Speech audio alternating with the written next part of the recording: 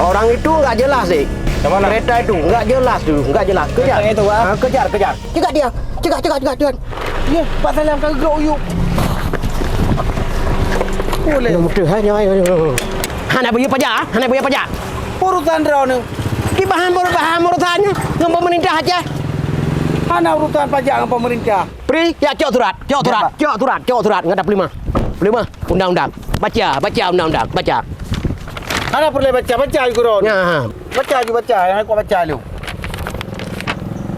Undang-Undang Nomor 22 Tahun 2009. Hai. Nyapo ya? Taman nyapo ya? Urang draw ni pat ni pegawai negeri yo. Pat. dah Aceh. Pemerintahnya pat. Ini dah Aceh. Manyo kerja di luar. Kerja di luar yo. Hai, nyata perumahan dong di Medan. Mana mau rumah hino? Drone pegawai negeri hino di Aceh. Baik nak pakai plat luar. Dia pakai motor hino nak bayar pajak luar. Faham apa? Kan bang yo Pak Salam. Pekan pernah.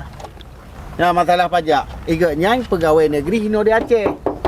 Dia pakai motor luar agak bayar pajak luar. Genik mati hino bak tanya hino di Aceh. Hai, nyo mau tahu ini dong di Medan. Ku Anak pakai bukan, dia. Buka.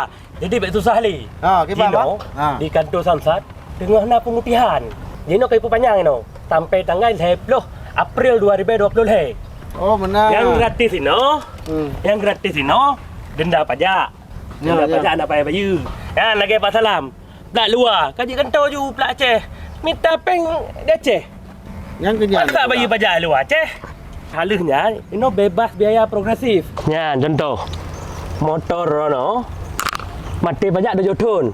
Cukup bayar 2 ton pokok mendang. Lain je bebas, denda bebas.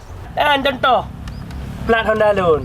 BL 45JA, BL saja. Nyot arung tangan pajaknya lagi. Ya, angkanya. Oh beres. Beres dah. Beres wadangan pajak. Rumahnya Haji Ram. Allah, ini. Pak, pajak. Bayar pajak.